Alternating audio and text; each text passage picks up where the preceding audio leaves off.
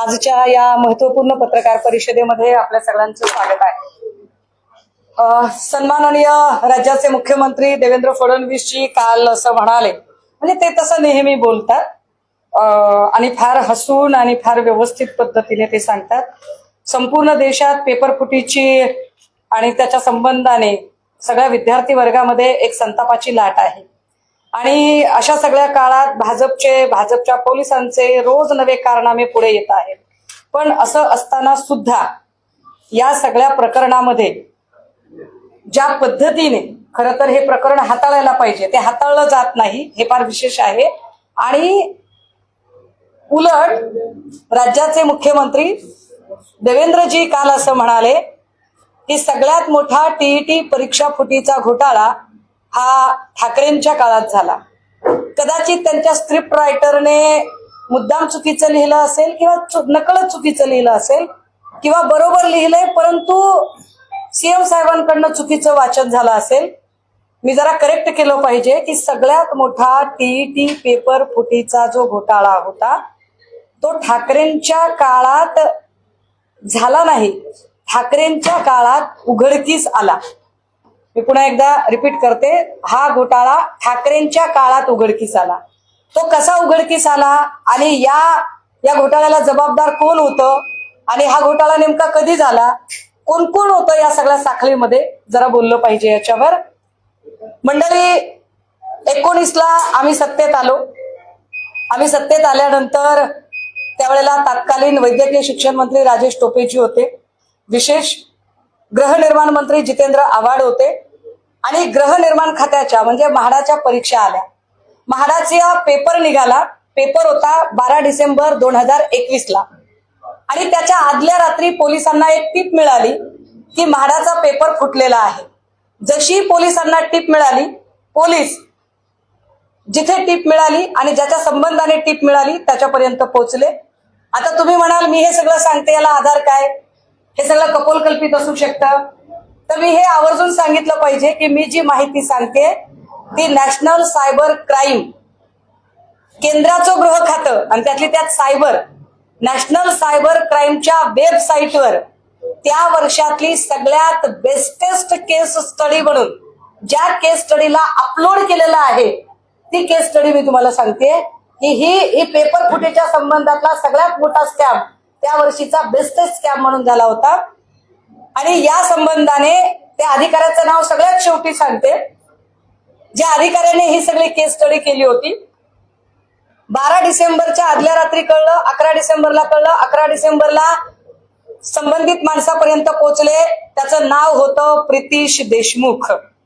प्रितीश देशमुख हा red hand सापडला, तिथे तो त्याच्या पेन ड्राईव्ह मधनं आणि मोबाईल मधनं तो पेपर वाटत होता, पेपर देत होता लोकांना। ह्याच्या सगळ्या संबंधाने आधी जी माहिती कळली होती ती एका टेलिग्राम ग्रुपवर विद्यार्थ्यांनी शेअर केली की अरे असा एक पेपर फिरत आहे आणि याचा तपास करता करता ही टीप मिळाली, तिथपर्यंत पोलीस पोहोचले। कोण आहे प्रितीश देशमुख, तर प्रितीश देशमुख हा जीए सॉफ्टवेअर कंपनीचा मालक।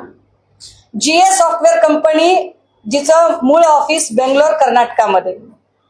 या जीए सॉफ्टवेअर कंपनीला कर्नाटक सरकारने बॅन केलं, पण या कंपनीला महाराष्ट्र सरकारने टेंडर दिलं।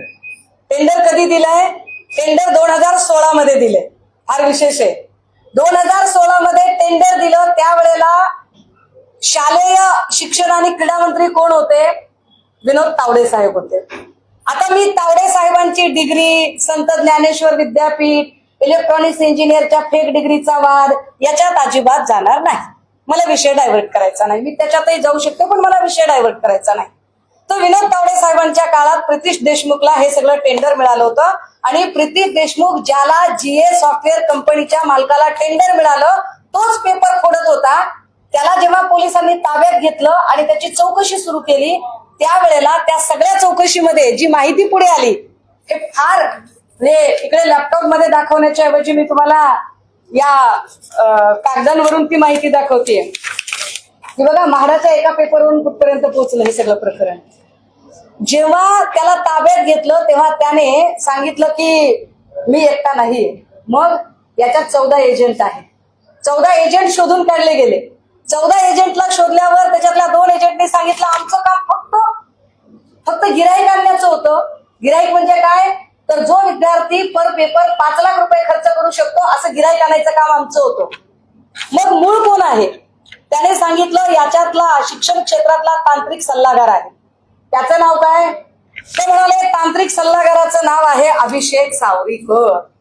बघा, देवेंद्रजींनी सांगितलं की तुम्ही केलेला आहे घोटाळा. हु इज अभिषेक सावरीकर? देवेंद्रजींची सत्ता होती. विनोद तावडे शालेय शिक्षण क्रीडा मंत्री होते आणि त्या काळामध्ये शिक्षण विभागात तांत्रिक सल्लागार पदावर अभिषेक सावरीकर होता. पोलिसांनी अभिषेक सावरीकरला ताब्यात घेतला. अभिषेक सावरीकर पोपटासारखा बोलायला लागला आणि तो म्हटला मी कुठे एकटा, मैं नहीं छू इसमें, फिर कौन है? त्याने सांगितलं अरे बिहार तिकडे जा, बिहारला जा, युपीला जा, राजस्थानला जा, तिकडे आहेत ही सगळी माणसं. तिकडनं 47 एजंट शोधून आणले वेगवेगळ्या परीक्षेत. आणि हे 47 एजंट जेव्हा शोधून आणले तेव्हा ते म्हणाले हमको क्या पता था साहब, इसमें का जो मेन बॉस है वो आपकेच महाराष्ट्र में है. कोण आहे तो मेन बॉस? आणि मग सांगितलं की याच्यामध्ये शिक्षण खात्याचा एक साधारणतः उपसंचालक पदावर काम करणारा माणूस आहे ज्याचं नाव आहे तुकाराम सुपे. तुकाराम सुपे बद्दलची माहिती सगळ्या चॅनलने आतापर्यंत दाखवलेली आहे. मी काही वेगळं सांगायची गरज नाही. तुकाराम सुपेकडे किती मुद्देमाल सापडला, काय काय सापडलं, त्यावेळेला ज्या माहिती त्याच्याकडे सापडलेल्या होत्या, म्हणजे तुकाराम सुपेकडे हस्तगत झालेली की एवढे पैसे त्याने केलं काय, तर साधारणतः 3,26,27,000 रुपयाची कॅश त्याच्या घरात सापडली होती. त्याच्याकडे दागिने किती सापडले होते, तर त्यावेळेला त्याच्याकडे जवळपास 97,04,605 रुपयाचे दागिने त्याच्याकडे सापडले होते. 70 लाखाची वाहनं सापडली होती आणि त्याच्याकडे 5.5 कोटीचं फिक्स डिपॉझिट होतं तुकाराम सुपेकडे. आता तुकाराम सुपेला पकडलं, तुकाराम सुपेची चौकशी सुरू झाली. तुकाराम सुपे म्हटलं मेरे को क्या पता है, मेरे ऊपर भी कोई है. देवेंद्रजी, काल तुम्ही म्हणालात की ठाकरेंच्या काळात घोटाळा झाला, तर ठाकरेंच्या काळात नाही झालं साहेब. हे सगळं ठाकरेंनी उघडकीस आणलेलं आहे. काय काय उघडकीस आणलं, तर तुकाराम सुपेच्या वर कोण आहे बघा. अधिकाऱ्यांना फ्री हँड देणं पण महत्वाचं असतं. मला माझ्या नेत्याचा अभिमान आहे की सन्मान्य पक्षप्रमुख उद्धव बाळासाहेब ठाकरे यांनी सगळ्या अधिकाऱ्यांना फ्री हँड दिला. विशेष म्हणजे म्हाडाचं खातं ज्या जितेंद्र आव्हाडांकडे होतं, जितेंद्र आव्हाडांनी आदल्या दिवशी लगेचच अधिकाऱ्यांना विचारलं काय केलं पाहिजे. अधिकाऱ्यांनी सांगितलं साहेब पेपर कॅन्सल करा. ट्विट केलं आव्हाडांनी आणि पेपर कॅन्सल झाला. आरोग्य खात्याचा पेपर असाच लीक झाला होता.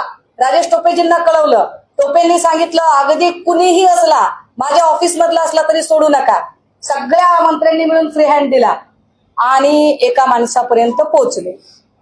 कोण होता याच्यातला टॉपचा, तर त्याचं नाव होतं सुशील खोडवेकर, जे डायरेक्ट IAS ऑफिसर होते. आता हे डायरेक्ट IAS असणारे सुशील खोडवेकर त्यावेळेला एज्युकेशनला डेप्युटी सेक्रेटरी होते, उपसचिव असणारे सुशील खोडवेकर, उपसंचालक पदावरचा तुकाराम सुपे, तांत्रिक सल्लागार असणारा अभिषेक सावरीकर, ही सगळी लाईन शोधून काढली गेली. आता ही सगळी लाईन शोधत असताना ज्या जागा त्यावेळेला निघालेल्या होत्या त्या जागा एकूण किती होत्या, किती जागांच्यासाठी ही सगळी परीक्षा झालेली होती, तर साधारणतः 5.25 लाख विद्यार्थ्यांनी फॉर्म भरले होते. हे फार उल्लेखनीय आहे की जेव्हा 5.25 लाख विद्यार्थी फॉर्म भरतात, जागा होत्या 15,000. 15,000 जागेसाठी 5.25 लाख विद्यार्थी फॉर्म भरतात. आणि विशेष गोष्ट आहे की त्यातले साधारणतः 15,000 विद्यार्थी सिलेक्ट झाले. पण तुकाराम सुपेच्या ऑफिस मधले 50 कम्प्युटर रजिस्टर सील झाले आणि त्या सगळ्या कम्प्युटरमध्ये काही उत्तरपत्रिका, काही हॉल तिकीट्स त्याच्यातनं जप्त करण्यात आले. आणि त्यात असं कळलं की किती विद्यार्थ्यांनी चिटिंग केली आहे, किती विद्यार्थ्यांनी हा फुटलेला पेपर विकत घेतलेला होता, तर तब्बल 7,500 विद्यार्थ्यांनी. देवेंद्रजी, मी तुमच्या काळातलं सांगते सगळं. ठाकरेंनी उघडकीस आणलं, हे फार महत्वाचं आहे. ठाकरेंनी उघडकीस आणलं. ठाकरेंच्या काळात नाही घडलं, ठाकरेंनी उघडकीस आणलं. फडणवीस साहेब तुमच्या काळात तावडे साहेब शिक्षण मंत्री होते, या काळात हे सगळं झालेलं आहे. आणि अधिकाऱ्यांचं नंतर काय झालं ते पण सांगणार आहे. 7,500 लोक याच्यात आहेत. हे जेव्हा माननीय मुख्यमंत्री उद्धव ठाकरेंना, तत्कालीन मुख्यमंत्र्यांना तपासी अधिकाऱ्यांनी सांगितलं की साहेब एवढे एवढे लोक आहेत आणि 7,500 विद्यार्थी आहेत, काय करायचं? कारण 7,500 विद्यार्थ्यांमधल्या 3,500 विद्यार्थ्यांना नोकऱ्या सुद्धा लागल्या होत्या. आणि ठाकरेंनी सांगितलं फसवणूक करणाऱ्या एकालाही सोडायचं नाही. त्या 3,500 नोकरी लागलेल्या सगळ्याच्या सगळ्या लोकांच्या नोकऱ्या डिस्क्वालिफाय केल्या गेल्या. नुसत्या डिस्क्वालिफाय नाही, त्यांच्याकडनं पगार रिकव्हर करण्यात आले. देवेंद्रजी, अहो तुमच्या काळात साधी एक FIR होऊ शकत नाही. दिसत असलं तरी डोळ्याने धडधडीत गुन्हा घडताना. माझा नेता किती पारदर्शक आहे, माझा नेता किती प्रामाणिक आहे की सन्माननीय पक्षप्रमुख उद्धव बाळासाहेब ठाकरे यांनी आपल्या पक्षातल्या सत्तेवर असलेल्या मंत्री पदावर असलेल्या माणसाला सुद्धा सोडलं नाही. कारण या 3,500 लोकांमध्ये ज्यांना नोकरी लागली होती त्यात एक होती मंत्री अब्दुल सत्तार यांची मुलगी, आणि तिलाही सोडलं नाही. आणि अब्दुल सत्तारांच्या पोरीला सुद्धा ब्लॅकलिस्टेड केलं गेलं आणि तिच्या सुद्धा नोकरीवर गदा आली. हा पारदर्शक व्यवहार केला तो माझ्या नेत्याने केला. देवेंद्रजी, हे गट्स तुमच्यात नाहीये. इतकं सत्य आणि इतकं पारदर्शी तुम्ही वागू शकत नाही. तुम्ही काय केलं? काल तुम्ही म्हणालात की ठाकरेंनी पेपर फुटीचा घोटाळा नाही, ठाकरेंनी घोटाळा उघडकीस आणला. पण त्यानंतर तुम्ही काय केलं साहेब? अभिषेक सावरीकर तांत्रिक सल्लागार, त्या तांत्रिक सल्लागाराचा साहेब तुम्ही पक्षप्रवेश करून घेतला. जो अभिषेक सावरीकर ज्याला ठाकरेंनी लॉकअप मध्ये टाकला होता, ज्याला ठाकरेंनी जेलमध्ये पाठवला, त्या अभिषेक सावरीकरला तुमचे लाडके चहेते तत्कालीन मुंबई प्रदेशाध्यक्ष, हे असे सुदृढ बालक स्पर्धेत भाग घेण्यासारखे जे दिसत आहेत फोटोत, रवींद्र चव्हाण साहेब, या रवींद्र चव्हाण साहेबांनी अभिषेक सावरीकरला भाजपमध्ये घेतलं. टीईटीच्या तुमच्याच काळातल्या पेपर घोटाळ्यातल्या प्रकरणातल्या मुख्य आरोपीला. नाही नाही नाही नाही नाही, ते प्रितीश देशमुख वेगळे, त्यांचं पण सांगते. हा तांत्रिक सल्लागार होता शिक्षण विभागाला, आणि हा मेन होता. एजंट गिराईक आणून द्यायचे याच्याकडे, आणि पेपर कसा फोडायचा, कारण 2 पद्धतीनं पेपर फोडायची मोडस ऑपरेंडसी होती. एक होतं की पेपरच आधी लीक करायचा, आणि दुसरा प्रकार होता की जर 150 मार्काचा पेपर असेल तर फक्त 40 बहुपर्यायी प्रश्नांनाच खुणा करायच्या, बाकीचा सगळा पेपर कोरा सोडायचा. ज्यांचे पैसे येतील त्यांच्या पेपरला ते जे गोल गोल गोळे गोळे करायचे बहुपर्यायी मधला एक पर्याय निवडून, हे काम करण्याचं काम हे याच्याकडे होतं, अभिषेक सावरीकर. आणि हे केसमध्ये आहे, हे ऑन पेपर आहे, हे रेकॉर्डवर आहे. याला तुम्ही भाजपमध्ये घेतला देवेंद्रजी. बरं, ह्याच्यावर ह्याने काय केलं? आता मग तरी गुन्ह्याने खायचं होतं की भाजपने एवढं पवित्र करून घेतलं बाबा, एवढा भ्रष्ट माणूस, त्याच्या फायली नष्ट केल्या. आता याने नीट वागायचं होतं, पण असं नाही झालं. ह्याला भाजपमध्ये घेतल्यावर आता जो 8 महिन्याखाली मृदा जलसंधारणचा पेपर फुटला, त्याच्यात पुन्हा याचं नाव आलं. देवेंद्रजी, ह्याचं नाव पुन्हा आलंय बरं का. हा, पुढे काय म्हणाला? सुशील खोडवेकर. सुशील खोडवेकर जो सगळ्यांचा मेन बॉस होता, ज्याला ठाकरेंनी सस्पेन्शन केलेलं होतं. तुम्हाला त्याला खरं तर डायरेक्ट IAS मी पण प्रशासकीय अधिकारी म्हणून काम केलंय, त्यामुळे मी समजू शकते की डायरेक्ट IAS ला फार फार तर तुम्ही साईड पोस्ट करू शकता. अरे पण ती साईड पोस्ट करताना तुम्ही असं का केलं नाही की त्याला जरा बाजूला ठेवावं? तुम्ही ते केलं नाही. Dedicated common man, DCM Mane dedicated common man, तुमच्या राज्याचे सन्माननीय उपमुख्यमंत्री श्रीमान एकनाथ संभाजीराव शिंदे यांनी या सुशील खोडवेकरला परत पोस्टिंगवर घेतलं, महत्वाची पोस्ट दिली त्याला. हे पाप तुम्ही केलं, हे पाप तुम्ही केलं देवेंद्रजी. विशेष गोष्ट ह्या सगळ्यांमध्ये मी मगाशी म्हटलं की हे सगळं प्रकरण सांगत असताना मी आपल्याला बरं त्या काळातले जे मंत्री होते म्हणजे 31 ऑक्टोबर 2014 ते 16 जून 2019 तावडे होते. मग तावडेंची डिग्री वगैरे सगळं वादात आलं. ती खरी का खोटी त्याच्यात मी जाणार नाही, पुन्हा पुन्हा सांगते. पण संत ज्ञानेश्वर विद्यापीठाचा काहीतरी घोळ होता. तावडेंची डिग्री काहीतरी फेक असल्याचं काहीतरी माहिती होती. आम्हाला त्याच्यावर आता बोलायचं नाही, त्याच्यावर नंतर कधीतरी बोलेन. त्याच्यानंतर 16 जून 2019 ते 12 नोव्हेंबर 2019 या काळात म्हणजे 5च महिन्याच्या काळात तांत्रिक सल्लागार सावरीकरला नेमकं कोणी नेमलं होतं आणि आता सुशील खोडवे पहिला साईड होता, आता कुठे सुशील खोडवेकर आता एकनाथ शिंदे यांच्याकडे आहे आणि सावरीकर जो होता तो तांत्रिक सल्लागार होता शिक्षण विभागाला त्या काळात. त्याची नेमणूक कोणत्या काळात झाली ते माहित नाही, पण तो या सगळ्या प्रकरणात होता आणि त्याला अटक झाली होती, त्याला जेल झाली होती. तो बाहेर आला. तो बाहेर आल्यानंतर त्याचा पक्षप्रवेश रवींद्र चव्हाण यांनी करून घेतला आणि पक्षप्रवेश झाल्यावरही त्याने गुन्ह्यानं खाल्लं नाही. परत आता 8 महिन्याखालच्या मृदा जलसंधारणच्या परीक्षेमध्ये जो पेपर फुटला त्या पेपर फुटीतही हाच पठ्ठ्या होता. ही एक ठरवून मोडस ऑपरेंडसी होती पेपर फोडायची. आता त्याच्यावरती कर्नाटकमध्ये गुन्हा दाखल आहे आणि मला वाटतं मॅटर ज्युडिशियल आहे आता ती. बरं माझी लिंक तुटेल म्हणून मी जरा पुढे जाते. 16 जून 2019 ते 12 नोव्हेंबर 2019 हा 5 महिन्याचा काळ शिक्षण मंत्री बदललं गेलं आणि शिक्षण मंत्री झाले आता तुम्हाला नकोसे असलेले आणि तेव्हा तुम्हाला हवेसे होते ते आशिष शेलार साहेब. 18-19च्या काळातले फुटलेले पेपर आहेत ते आणि 18-19च्या काळात फुटलेल्या पेपरमध्ये सन्मान्य पक्षप्रमुख उद्धव साहेबांनी ह्या सगळ्या अधिकाऱ्यांना फ्री हँड दिला. ह्या सगळ्या अधिकाऱ्यांना फ्री हँड देताना हे जे मी नॅशनल क्राईम मधनं जे काढलंय त्याच्यामध्ये हे फार उल्लेखनीय आहे की ज्या अधिकाऱ्याने हे सगळं केलं, तुम्ही तर म्हणजे तुमच्या काळात तर घोटाळा झालाच झाला. ठाकरेंनी हे सगळं पुढे आणलं. हे सगळं मे 2022ला सबमिट केलं गेलं.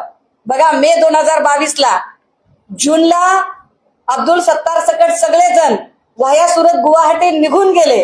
सत्ता बदलली. देवेंद्रजी तुम्ही पुन्हा गृहमंत्री झालात. पुन्हा या राज्यामध्ये कायद्याची लक्तरं काढणं सुरू झालं आणि प्रत्येक अधिकाऱ्याला 3 वर्षानंतर इन्क्रीमेंट आणि प्रमोशन सकट जे त्याची ट्रान्सफर ऑर्डर असते, ज्या प्रामाणिक अधिकाऱ्याने काम केलं त्याला तुम्ही ना प्रमोशन दिलं ना काही कुठली शाबासकी दिली. ज्याने केलेला हा सगळा तपास होता, जो तपास सेंट्रल गव्हर्नमेंटने त्या वर्षीची बेस्टेस्ट केस स्टडी म्हणून अवॉर्ड केलं होतं, जी पुरस्कृत केलेली होती, त्या केस स्टडीतल्या अधिकाऱ्यांना तुम्ही काय केलं तर तुम्ही त्या बिचारीला साईड पोस्टिंग एका डायरेक्ट IPS ऑफिसर असणाऱ्या भाग्यश्री नवटाके इथे दिसत आहेत. या प्रेझेंटेशन मध्ये त्यांचा फोटो दिसतोय. हे प्रेझेंटेशन सेंट्रल गव्हर्नमेंटचं प्रेझेंटेशन आहे, एक पूर्ण केस सॉल्व्ह केल्यानंतरचं. आणि या भाग्यश्री नवटाकेंना तुम्ही SRPFच्या ग्रुप कमांडंट म्हणून आधी चंद्रपूरमध्ये टाकलं आणि आता चंद्रपूरमधनं त्यांना गोंदियात टाकलं. मला माहित नाही की आता म्हणजे त्यांनी तरी हे का अन्याय सहन केला ते पण मला माहित नाही. त्या का गप्प बसल्या असतील एवढं सगळं होत असताना, की एवढं चांगलं काम करून त्यांना इतकं पनिश केलं गेलं, यावर त्या का बोलल्या नाहीत. कदाचित त्यांची काही म्हणजे डिसिप्लिन असू शकते. परंतु हे सगळं घडलं आणि हे सगळं घडताना देवेंद्रजी तुम्ही उघड्या डोळ्याने बघत होतात. विशेष या मॅडमना फक्त आणि फक्त तुमच्यापर्यंत गोष्ट, तुमच्यापर्यंत म्हणजे तुमच्या लोकांपर्यंत गोष्ट पोचते म्हटल्यावर यांना पनिश करण्यात आलं. यांना पनिश करण्यामध्ये तत्कालीन पोलीस महासंचालक रश्मी शुक्ला यांचा फार मोठा हात होता. रश्मी शुक्लांचं प्रकरण पुन्हा कधीतरी बोलूया, मला विषय अजिबात डायव्हर्ट करायचा नाही. पण भाग्यश्री नवटाके या अतिशय प्रामाणिक पोलीस अधिकाऱ्याला जो फ्री हँड ठाकरेंनी दिला होता, देवेंद्रजी, मृदा जलसंधारणचा आत्ता पेपर फुटलेला आहे, तुम्ही त्या प्रकरणात किंवा आत्ता महाराष्ट्रातल्या कुठल्याही प्रकरणात एका तरी पोलीस अधिकाऱ्यांना हा फ्री हँड देऊ शकता का? तर त्याचं उत्तर नाही असं आहे. त्यामुळे याच्यावर तुम्ही अजिबात न बोललेलं बरं. आता तुम्ही विचार. मार्च 2022 मध्ये साधारण 4,000 पानांची चार्जशीट जी आहे ती फाईल केली हा. त्या DET घोटाळ्यात. अगदी. त्याचं सगळ्यात मोठं नाव आहे. आणि विशेष या केस स्टडी मधली बघा, ही तारीख बघा, याचं प्रेझेंटेशन जे नॅशनल लेवलला झालंय, टीईटी एक्झाम 2018 आणि 19. तर हे टीईटी एक्झाम 2018 आणि 19 ज्याची प्रक्रिया साधारणतः 16 पासून सुरू होते, कंत्राट देण्यापासून, हे सगळंच्या सगळं काम 2018 आणि 19 हे सगळं काम देवेंद्रजी तुम्ही सत्तेत असताना, तुम्ही गृहमंत्री असताना झालंय. याचा अजून एक अर्थ होतो देवेंद्रजी, की जेव्हा जेव्हा तुम्ही गृह खातं हातात घेता तेव्हा तेव्हा या राज्यात कायदा नावाची गोष्ट अस्तित्वात राहत नाही. जेव्हा जेव्हा तुम्ही गृह खातं हातात घेता तेव्हा तेव्हा या सगळ्या गोष्टी पुढे येतात. विशेष या सगळ्यांमध्ये म्हणजे तावडेंनी प्रितीश देशमुखला एका बॅन केलेल्या कंपनीला कंत्राट द्यावं यासाठी तावडेंना शिफारस कुणी केली, याचं उत्तर एकदा तुम्हीच द्या. आणि जर तुम्ही त्याचं उत्तर खोटं दिलं तर मी पुन्हा एक पत्रकार परिषद घेऊन पुन्हा तुम्हाला पुराव्यासकट सांगेन. तेच म्हणतोय ना की 4,000 पानांचं जर चार्जशीट दाखल झाले Yes. 2022 Yes. मार्च 2022 ला झालेलं आहे, आज 2024 अजूनही कोर्ट ऑनबोर्ड आलेली नाहीये केस. आता एका बाजूला यांचं म्हणणं आहे की फास्ट ट्रॅक कोर्ट हे बीटच्या वगैरे Exactly. 7,880 विद्यार्थी आहेत. मी तुमचं मनापासून स्वागत आणि कौतुक करते, आभार मानते की तुम्ही मला हा प्रश्न विचारला की 4,000 पानांचं जर चार्जशीट 2022 मार्च 2022 ला जर दाखल झाले तर फास्ट ट्रॅक कोर्टचे जी सगळी नाटकं करणारी जी लोक आहेत त्या लोकांनी अजूनही हे प्रकरण बोर्डावर का येऊ दिलं नाही. कारण हे प्रकरण जर तात्काळ बोर्डावर आलं असतं तर अनेक विद्यार्थ्यांचं भविष्य जे या परीक्षेच्या निमित्ताने टांगणीला लागलं किंवा नंतरच्या परीक्षा लांबणीवर गेल्या, त्यामुळे अनेक विद्यार्थी यजबार झाले. त्या सगळ्या विद्यार्थ्यांना कदाचित आपलं भविष्य वाचवता आलं असतं, पण ते झालं नाही. मला वाटतंय या प्रश्नाचं उत्तर सगळ्या स्वायत्त यंत्रणा आपल्या दरबारी बांधील ठेवणाऱ्या भाजपच्या लोकांना विचारलेलं जास्त खरं. ज्या भाग्यश्री नवतेचं तुम्ही नाव घेतलं ते डायरेक्ट IPS आहे, चंद्रपूर गोंदियामध्ये असत आहे. हा सगळा प्रकरण झाल्यानंतर EHR प्रकरणात त्यांच्यावर गुन्हा दाखल करण्यात आलाय. त्यामुळे असं कुठेतरी वाटतंय का की एका बाजूला ऐका, बीएचआर प्रकरण म्हणजे भाईचंद हिराचंद रायसोनी प्रकरण, ज्या प्रकरणामध्ये सुनील झमरला अटक झाली होती. सुनील झमर हा गिरीश महाजनांचा अतिशय निकटवर्तीय, त्याच्यातले अनेक तपशील मी सांगू शकते, पण आता या मूळ विषयावरचा फोकस डायव्हर्ट होऊ नये म्हणून मी कृपया मला समजून घ्या की मला आज फक्त एवढाच एपिसोड सांगायचा आहे. आणि भाग्यश्री नवटाके सारखे अनेक अधिकारी जे खूप प्रामाणिकपणे काम करतात त्यांना कसं पनिश केलं जातं, त्यांना कसा त्रास दिला जातो हे या निमित्तानं स्पष्ट होतंय. आणि म्हणूनच मी म्हणते की देवेंद्रजी, माझे नेते मुख्यमंत्री असताना सन्माननीय उद्धव साहेबांच्या काळामध्ये सगळ्या अधिकाऱ्यांना जो फ्री हँड होता, भाग्यश्री नवटाके सारख्या अतिशय कर्तव्यदक्ष अधिकाऱ्याने एक मोठं स्कॅम बाहेर काढलं, ज्या स्कॅमला नॅशनल लेवलला बेस्टेस्ट केस सॉल्व्ह करण्याचा अवॉर्ड मिळाला. त्या महिलेवर का गुन्हा दाखल झाला, तो गुन्हा दाखल करण्यात रश्मी शुक्लांचा रोल काय होता, त्याची उत्तरं तुम्ही द्या. नंतर मी कधीतरी बोलेल, आता मला तो विषय डायव्हर्ट करायचा. तीन गोष्टी महत्वाच्या आहेत. एक ज्या तुम्ही तारखा सांगताय, दुसरं जे तुम्ही नावं सांगताय, आणि तिसरं विनोद तावडेंच्या कार्यकाळात फक्त डेट्स आणि तो सगळी नावं एकदा रिपीट सांगा. मी पुन्हा एकदा अतिशय थोडक्यात सांगते, ऐका. 12 डिसेंबर 2021 ला म्हाडाचा पेपर लीक होणार होता. 11ला तो लीक झाल्याची पोलिसांना माहिती मिळाली. पोलिसांनी रेड टाकली. रेड टाकल्यावर रेडमध्ये त्यांना प्रितीश देशमुख सापडला. प्रितीश देशमुख हा GA सॉफ्टवेअर कंपनीचा मालक. GA सॉफ्टवेअर कंपनीच्या मालकाला जेव्हा विचारलं की हे टेंडर वगैरे काय, तर त्याला ते टेंडर, त्याची कंपनी कर्नाटकमध्ये बॅन झाली होती, पण त्याच्या कंपनीला टेंडर विनोद तावडेंच्या काळात मिळालं. त्याने जी नावं घेतली त्याच्यामध्ये 47 एजंट पकडले गेले आणि महत्वाचा शिक्षण विभागातला तांत्रिक सल्लागार अभिषेक सावरीकरवर आरोपपत्र दाखल झालं. अभिषेक सावरीकर हा न्यायालय म्हणजे त्याला तुरुंगवास झाला. तुरुंगातनं तो बाहेर आला आणि त्याला रवींद्र चव्हाणांनी त्याला भाजपमध्ये प्रवेश दिला. आता पुन्हा एकदा अभिषेक सावरीकर मृदा जलसंधारणमध्ये अडकलेला सापडतोय. विशेष म्हणजे संभाजीनगरमध्ये पण एक FIR त्याच्यावर दाखल झालेली आहे आता अलीकडच्या काळामध्ये. दुसरे तुकाराम सुपे होते, तिसरे सुशील खोडवेकर. याच्यातल्या सुशील खोडवेकरला आता परत एकदा एकनाथ शिंदे यांनी त्यांच्या डिपार्टमेंटला घेतलेलं आहे. म्हणजे जो एक मोठा पेपर फुटीचा घोटाळा सन्मान्य पक्षप्रमुख उद्धव साहेबांनी बाहेर काढला, नुसता बाहेर काढला नाही तर याच्यात अधिकाऱ्यांना इतका फ्री हँड दिला की त्यांच्याच पक्षाचे मंत्री अब्दुल सत्तारांची मुलगी सुद्धा चिटिंग करून पास झाली हे लक्षात आल्यानंतर आणि पोलिसांनी हे लक्षात आणून दिल्यानंतर कुणालाही सोडू नका असं सांगत त्या 3,500 विद्यार्थी जे ब्लॅक लिस्टेड केले, जे नोकरीला लागले होते, त्यात अब्दुल सत्तारांची सुद्धा एक मुलगी होती. ओके, याच्यावर आता याला डायव्हर्ट नका नको. त्याच काळात सगळे अधिकारी ज्यांनी घोटाळे बाहेर काढले त्या सगळे साईड पोस्टिंगला आहेत. अमिताभ असं भाग्यश्री नवटे तुम्ही सांगितलं असतं, दगडू हक्के असतील, ज्यांनी तिन्ही परीक्षा घोटाळे बाहेर काढले ते सगळ्यात. ह्याच्यात फार विशेष आहे की ठाकरेंच्या काळात ज्या अधिकाऱ्यांना फ्री हँड मिळाला आणि ज्या अधिकाऱ्यांनी सगळी केस स्टडी केली आणि हा स्कॅम बाहेर काढला त्या सगळ्यांना भाजपच्या काळात त्यांना पनिश केलं गेलं, त्यांना साईड पोस्टिंग देण्यात आली. आणि विशेष जे या प्रकरणातले आरोपी होते त्यांना मात्र भाजपच्या काळात सन्मानाच्या जागा मिळाल्या आणि भाजपने स्वतःमध्ये सामावून घेतलं. भाजपच्या वॉशिंग मशीन मधनं अभिषेक सावरीकर धुवून स्वच्छ बाहेर काढला आणि रवींद्र सावरीकर आणि त्याला परत एकदा भाजपमध्ये घेतलं गेलं. अधिकारी सुशील खोडवेकरला सुद्धा वॉशिंग मशीन मधनं बाहेर काढलेलं आहे. ही सगळी अधिकारी विनोद तावडे शिक्षण मंत्री असतानाच नेमलेली होती का? नाही, असं म्हणता येणार नाही. कारण बघा याच्यामध्ये खोडवेकर हे डायरेक्ट IAS ऑफिसर आहेत, तुकाराम सुपे हे मला वाटतं MPSC थ्रो आहेत आणि तांत्रिक सल्लागार असणारा जो माणूस आहे तो क्लिनिकल मधला माणूस होता, सावरीकर जो होता तो.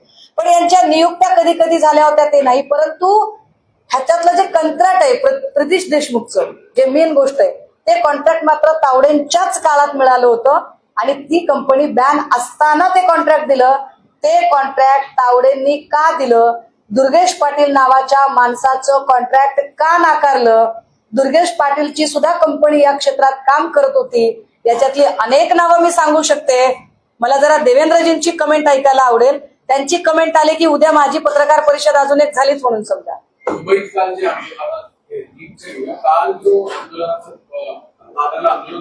या प्रकरणातला ज्या महिलेचा विनयभंग केलेला आहे याच्यामध्ये देवेंद्र फडणवीसजी, तसेच विधान परिषद उपसभापती अहिरजी आणि राज्यपाल महोदय या 4ही लोकांना मी काल मेल टाकले होते.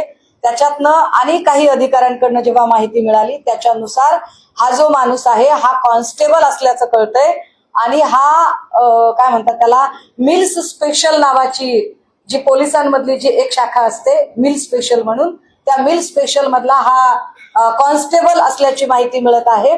पण तरी सुद्धा याच्यात अजून माहिती मिळवली जाईल. आता यावर भाजपचे जे काही बोलघेवडे आहेत, देवेंद्रजींच्या भाषेत त्यांनी प्रतिष्ठित केला शब्द भाडेकेट, भौंकणेवाले वगैरे. तर देवेंद्रजी जसं सांगतात तसे त्यांच्या पक्षातले जे भौंकणेवाले आहेत ते असं म्हणतात की तो पोलीस नव्हता.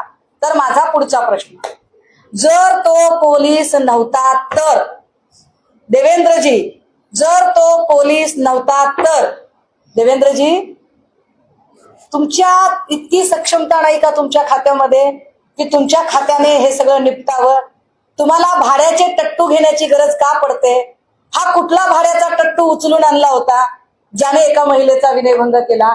याचं उत्तर देवेंद्रजींनी द्यावं. तसंच पोलीस अधिकाऱ्याचा व्हिडिओ आहे, राज ठाकरेंनी उद्धव ठाकरेंनी तो व्हिडिओ प्रेसमध्ये दाखवलाय, पण त्यांनी मेल केलाय. सांगळे नावाचा जो पोलीस अधिकारी होता त्याच्यावर तातडीने जेव्हा आम्ही सगळ्यांनीच टीकेची जोड उडवली त्यावेळेला सांगळेचं सस्पेन्शन झालेलं आहे.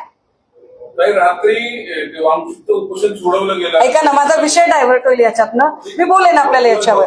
आंदोलन चालूच आहे. थँक्यू.